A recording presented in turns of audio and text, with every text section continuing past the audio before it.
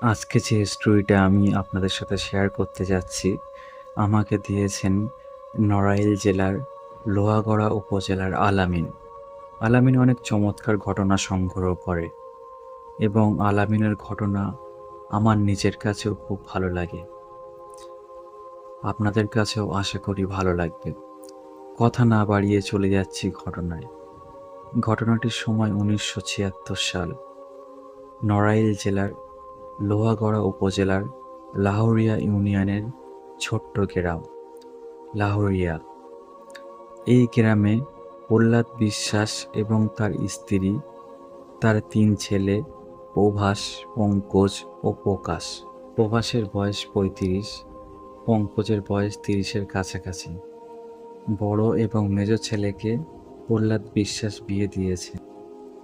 একান্নবর্তী পরিবারে তাদের বসবাস, কিন্তু ছেলের বউ ও ছেলের পরিবারের সাথে প্রভাস বিশ্বাসের বনিমানা না হওয়ায় ছোট ছেলেকে প্রকাশকে নিয়ে তাদের বাড়ি থেকে কিছুটা দূরে তাদের দীর্ঘদিন ধরে পতিত থাকা একটি জমিতে ৩টি ঘর নির্মাণ করেন। ওই জমির চতুর্দিকে আছে ফসলি জমি। সেটি আসলে কোনো গ্রাম নয়, গ্রামটি ফসলি জমির পাশে। সেখানে ঘর নির্মাণ করেন প্রহ্লাদ বিশ্বাস। সেখান থেকে অন্য বাড়িগুলো যেতে পায়ে হেঁটে প্রায় ১০-১৫ মিনিট সময় লাগে বলতে পারেন। চতুর্দিকে ফসলি জমি, মাঝখানে একটি ভিটা। সেখানে প্রহ্লাদ বিশ্বাস তার স্ত্রী আর তার সন্তানকে নিয়ে একটি মাত্র পরিবার বসবাস করে। বড় একটি ঘর, মাঝারি সাইজের একটি ঘর আর একটি রান্নাঘর ছিল। ওয়াশরুমটা ঘরের বাইরে ছিল, যেরকমটি গ্রামে থাকে। ভালোই চলছিল তাদের। এর মধ্যে প্রহ্লাদ বিশ্বাসের ঘর আলো করে একটি কন্যা সন্তান জন্ম হয়। আদর করে নাম রাখেন প্রিয়ঙ্কা। এর কিছুদিন পর প্রহ্লাদ বিশ্বাসের ছোট ছেলের একটি সরকারি চাকরি হয়। পোস্টিং হয়ে যায় খুলনায়। খুলনা শহরে চাকরি পাওয়ার মাসখানেক পর ছোট ছেলের বিয়ে দেয় প্রহ্লাদ বিশ্বাস। বৌমাকে মা বাবার কাছে রেখে ছোট ছেলে আবার চলে যায় তার কর্মস্থল খুলনায়। প্রহ্লাদ বিশ্বাস, তার স্ত্রী, তার মেয়ে প্রিয়ঙ্কা ও প্রকাশের স্ত্রী কল্যাণী, এই ৪ জন বড় ঘরটায় থাকতেন।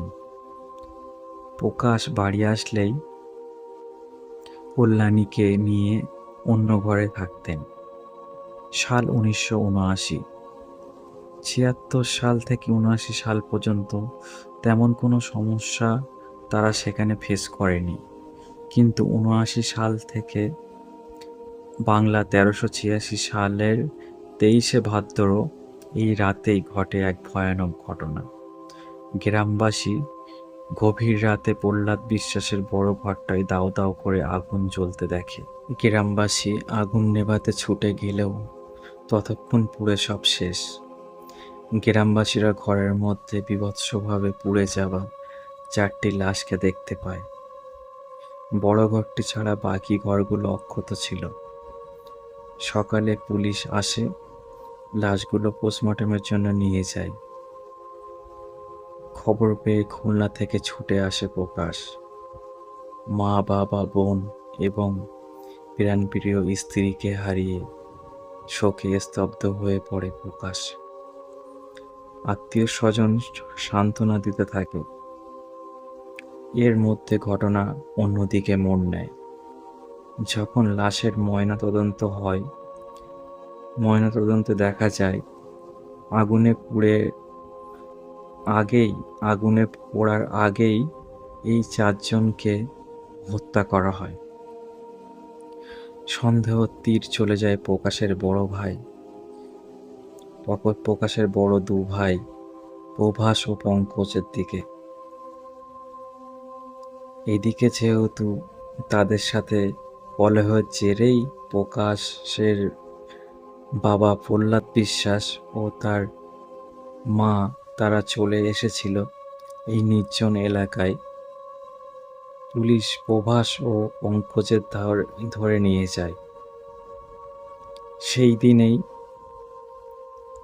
এদিকে পোস্টমর্টম থেকে লাশগুলোকে ফেরত এনে লাশগুলোকে দাহ করা হয় প্রকাশের বাসার পাশেই। এদিকে 24শে ভাদ্র রাতেই প্রকাশ বাড়িতেই ছিল। সে যে ঘরে থাকতো তার স্ত্রীকে নিয়ে। গত কয়েকদিন প্রকাশকে তার আশেপাশের লোকজন কেউ দেখেনি। 4-5 দিন পর প্রকাশের বাড়ির কাছে খেতে কাজ করতে আসা মানুষরা এক বিকট দুর্গন্ধ পায়। দুর্গন্ধের উৎস খুঁজতে খুঁজতে চলে আসে প্রকাশের বাড়িতে। তারা বুঝতে পারে এই ঘরটি থেকে দুর্গন্ধ আসছে, কিন্তু ঘরটি ভিতর থেকে বন্ধ। দরজায় কড়া নাড়ায় কোনো সাড়া শব্দ না পেয়ে তারা ভেঙে ফেলে দরজা ভেঙেই তারা দেখে প্রকাশের পচে যাওয়া ফুলে যাওয়া দুর্গন্ধময় লাশটি ঘরের মধ্যে পড়েছিল।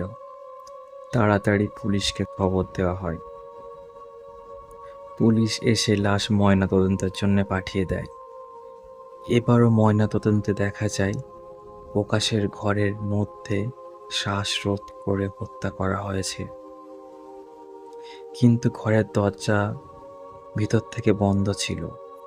ঘরের মেঝেসহ অন্য কোনো স্থানে এমন কোনো আলামত নেই যা দেখে বোঝা যায় খুনি বাইরে থেকে এসেছে বা খুন করে পালিয়ে গিয়েছে।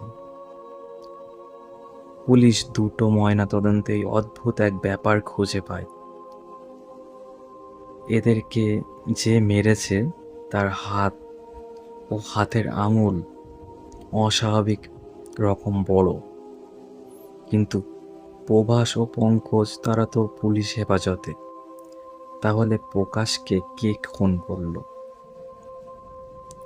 অনেক তদন্ত করেও পুলিশ কোনো কুল কিনারা করতে পারে না, কিন্তু প্রভাস ও পঙ্কজ নিজের নির্দোষ প্রমাণও করতে পারে না। তাই বিচারিক আদালতে প্রভাসের 12 বছর ও পঙ্কজের 10 বছর সাজা হয়, কিন্তু আসল রহস্য থেকে যায় অমীমাংসিত। এর রহস্যের কিনারা পেতে আমাদেরকে যেতে হবে আরও দূরে। প্রিয় শ্রোতা, 23শে ভাদ্র লাহুরিয়া গ্রামবাসীর কাছে এক ভয়ানক তারিখ, কারণ 1979 সালের গভীর রাতে এই ভয়ানক ঘটনা প্রতি বছরই তাদেরকে স্মরণ করিয়ে দেয়। কারণ প্রতি বছর 23শে ভাদ্র প্রহ্লাদ বিশ্বাসের ওই ভিটায় দাউ দাউ করে আগুন জ্বলতে দেখে গ্রামের মানুষ। তাই গ্রামের মানুষ ওই ভিটা সহ আশেপাশের কিছু এলাকার নাম দেয় পোড়াবাড়ি, যা এখনো এই নামেই পরিচিত। সাল 1982। লাউড়িয়া গ্রামের মধ্য বয়সী এক লোকের নাম আনোয়ার মোল্লা। পেশায় তিনি কৃষিকাজ করেন। বর্ষাকালে বিস্তীর্ণ এলাকায় পানির নিচে তলিয়ে গেলে পুরো বর্ষাকালে একরকম বেকার হয়ে থাকে সে। তখন জাল দিয়ে মাছ ধরে বিক্রি করে কোনো রকম বেঁচে থাকার চেষ্টায় লিপ্ত থাকেন তিনি। খুলনা থেকে তার 2 চাচাতো ভাই রিপন মিয়া ও মুসা মিয়া বেড়াতে আসেন আনোয়ার মোল্লার বাড়িতে।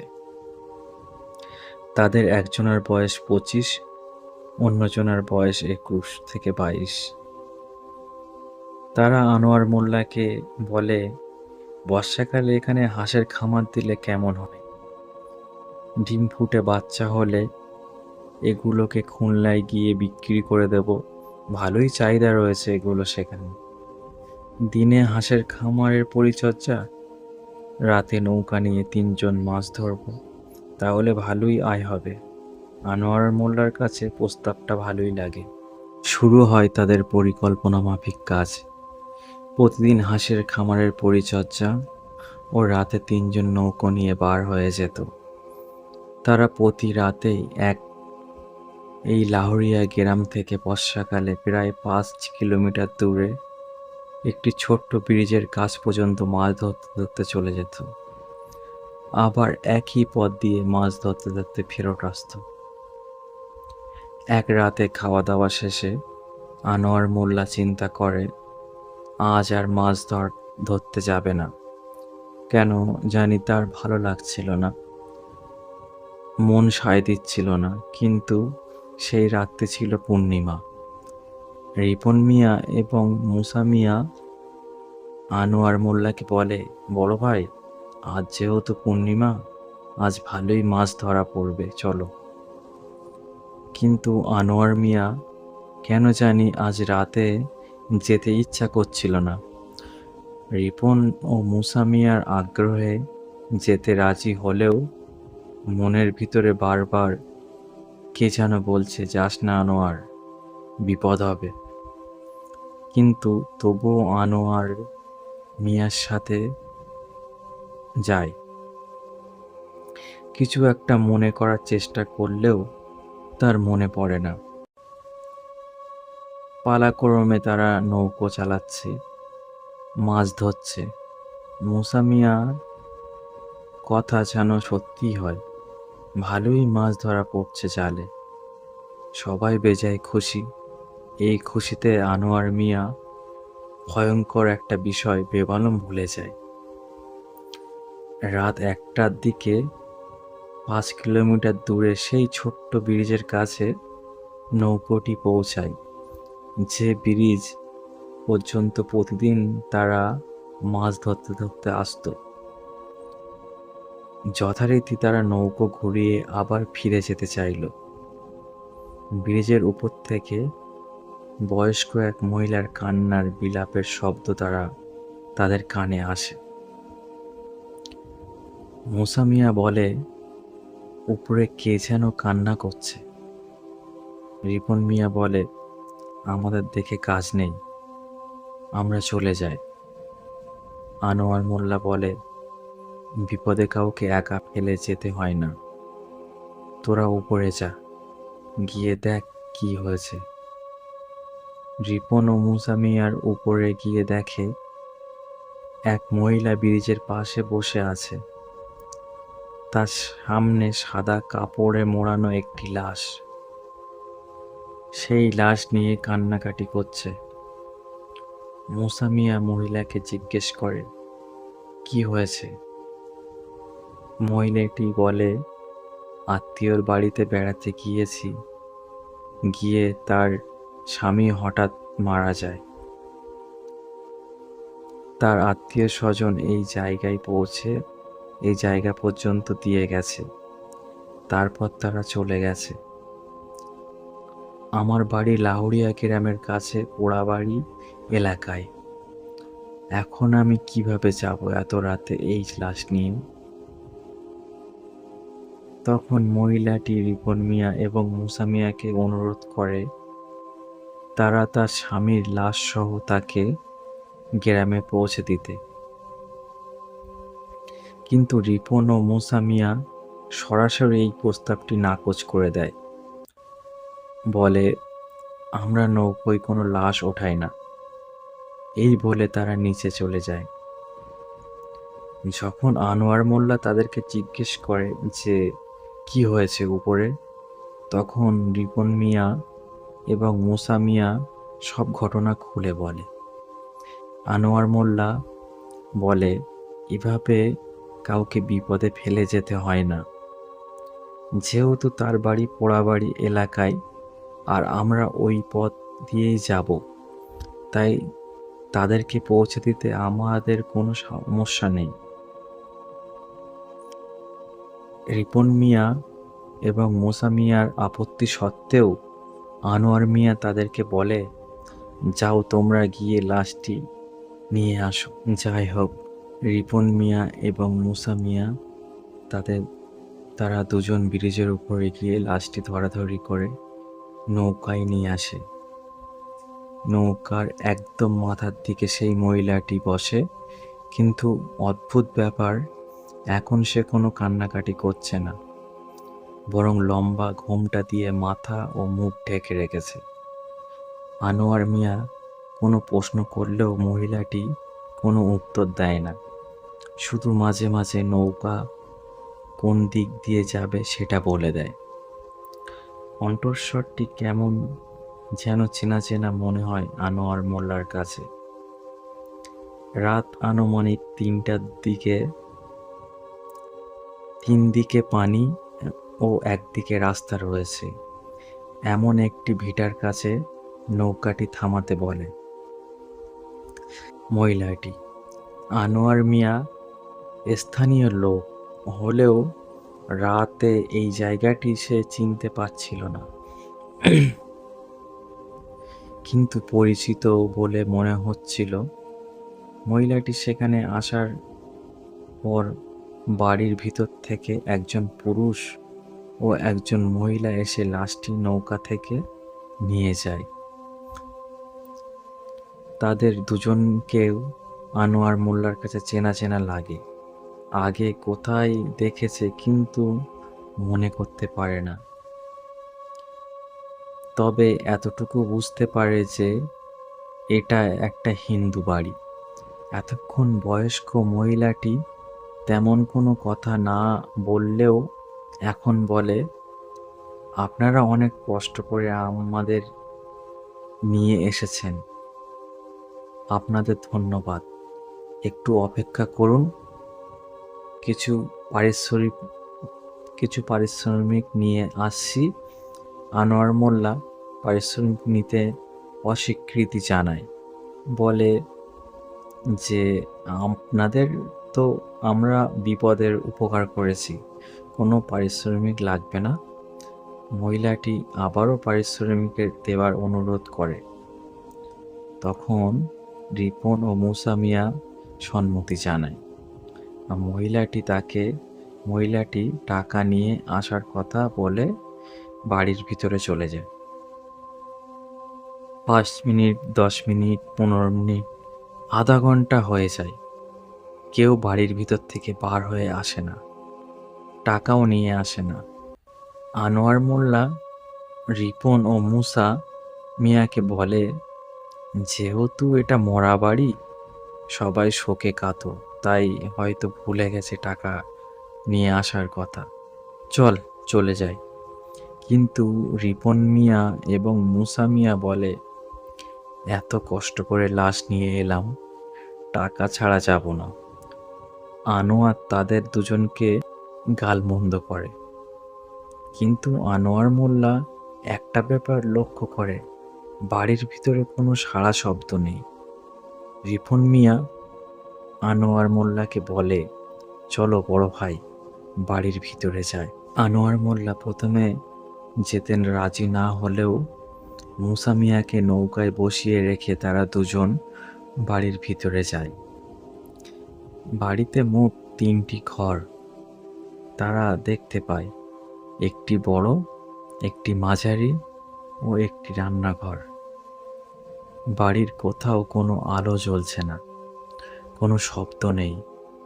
এটা কি মরা বাড়ি হতে পারে? কেমন জানি খটকা লাগে আনোয়ার মোল্লা এবং রিপন মিয়ার কাছে। আনোয়ার মোল্লা এবং রিপন মিয়ার মনে হয় যে বাড়ির পিছনে আলো জ্বলছে। তারা দুজনেই বাড়ির পিছনে গিয়ে হতভম্ব হয়ে যায়। তারা দেখে দাও দাও করে একটি চিতা জ্বলছে, কিন্তু চিতায় লাশ নেই। লাশটি চিতার পাশে সাদা কাপড় দিয়ে ঢাকা। শরীরের শীত দাঁড়াবে এক ভয়ের অনুভূতি নেমে যায় তাদের দুজনের। রিপন মিয়া সাহস করে লাশের উপরে সাদা কাপড় সরিয়ে দেখে লাশটি কার। যখনই কাপড় সরিয়ে সাথে সাথে চিৎকার করে ওঠে রিপন, বলে, বড় ভাই, এ তো সেই মহিলার লাশ যে আমাদের সাথে তার স্বামীর লাশ নিয়ে আসলো। আনোয়ার মোল্লা দেখে, আরে এ তো প্রহ্লাদ বিশ্বাসের বউ, সে তো ১৯৭৯ সালে মারা গেছে। আনোয়ার তখনই বুঝতে পারে আজ ২৩শে ভাদ্র, সেই ভয়াল রাত। এই রাত্রির কথাই তো তার বারবার মনে আসার চেষ্টা করছিল, সে কিন্তু মনে করতে পারছিল না।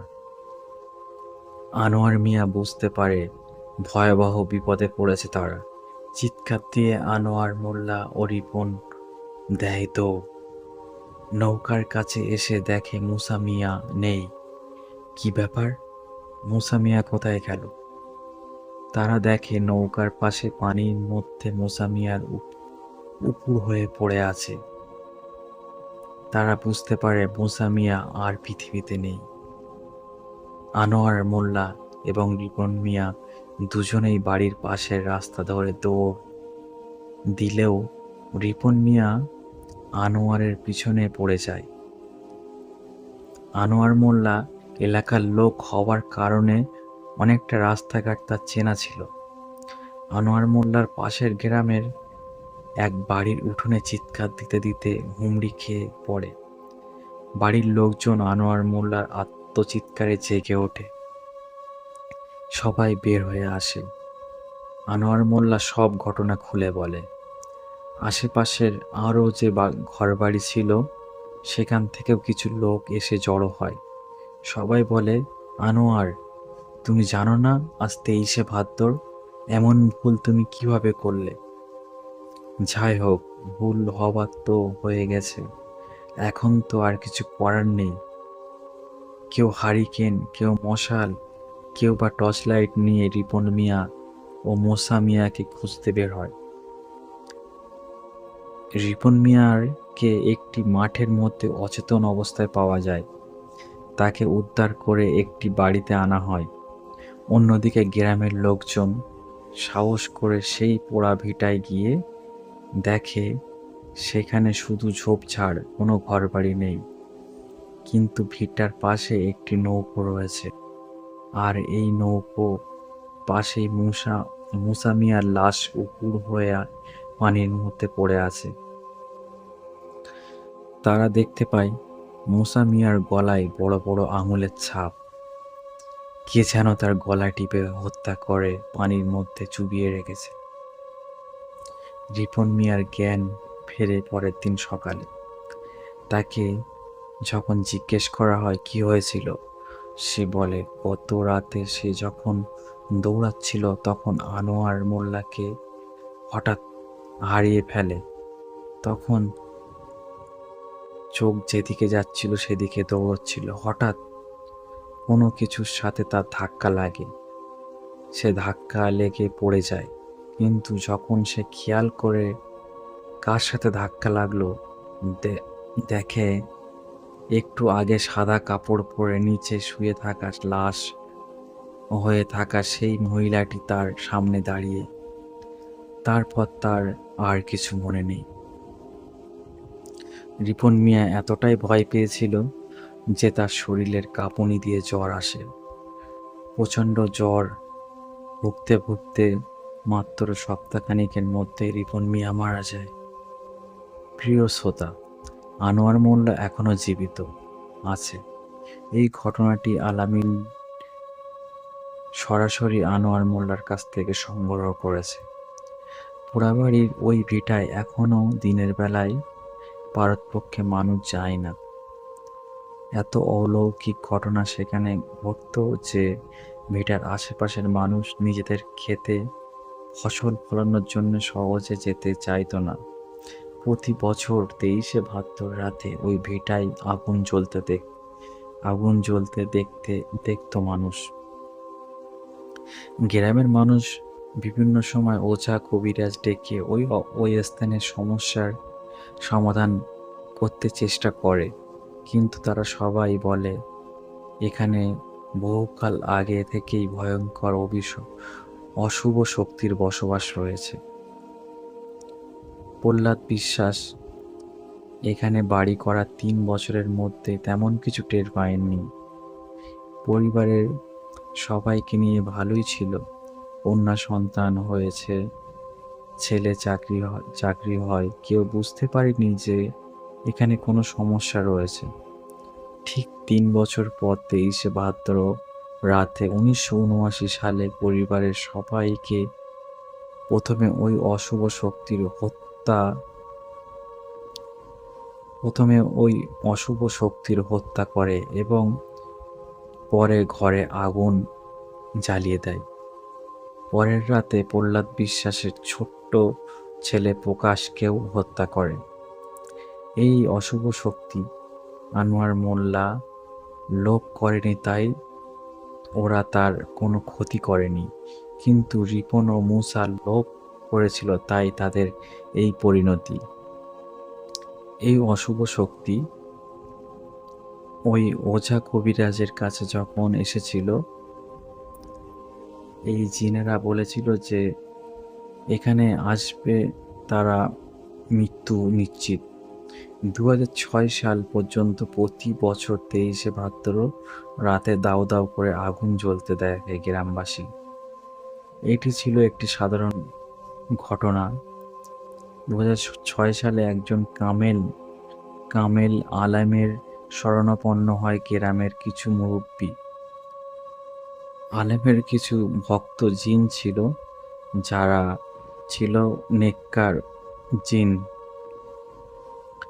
আলেমের অনুরোধে সেই ভিটায় থাকা অশুভ শক্তির জিনগুলোকে অনুরোধ করে তারা যেন চলে যায়, কিন্তু সেই অশুভ শক্তির জিনেরা সেখান থেকে চলে যেতে অস্বীকৃতি জানায়। কিন্তু তারা এটা বলে তারা আর মানুষের স্বাভাবিক কাজে বাধা দেবে না। তারা একটা প্রতিশ্রুতি দেয়, তবে সন্ধ্যার পর কেউ এই ভিটার আশেপাশে যেন না আসে, এটাও তারা বলে দেয়। তবে তারা যে মানুষের স্বাভাবিক কাজকর্ম করতে দেবে, এই জন্য কিছু শর্ত আরোপ করে দেয়। যেমন, একদম সাদা ধপধপে একটি ছাগল এই ভিটায় জবাই করে রেখে দিতে হবে। 1 মণ দুধ ও চালের পায়েস রান্না করে রেখে দিয়ে আসতে হবে। তাহলে তারা মানুষের কোনো কাজে আর বাধা দেবে না, কোনো সমস্যা সৃষ্টি করবে না। গ্রামবাসী আলেমের কাছ থেকে শর্তগুলো জেনে তা পূর্ণ করে। তাই 2006 সালের পর থেকে পোড়াবাড়ির ওই ভিটায় আর আগুন জ্বলতে দেখা যায় না। অদ্ভুত ব্যাপার হলো, ভিটার খুব কাছের জমিতে এখনো কোনো খাদ্যশস্য ফলে না। ধান বা গম, ভুট্টা এগুলো লাগালেও সেগুলো হয় না। তবে কিছু অর্থকারী ফসল যেমন পাট বা এই টাইপের কোনো ফসল লাগালে সেটা ফললেও সেটা পরিমাণ খুব সামান্য। পোড়াবাড়িতে বিভিন্ন সময়ে আরও অনেক ঘটনা ঘটেছে। ঘটনাগুলো শুনতে আমাদের চ্যানেলের সাথে যুক্ত থাকুন, সাবস্ক্রাইব করুন। সবাই ভালো থাকবেন, সুস্থ থাকবেন। পোড়াবাড়ির আরও অনেক ঘটনা নিয়ে আপনাদের সামনে পরবর্তীতে হাজির হব ইনশাল্লাহ। আসসালামু আলাইকুম।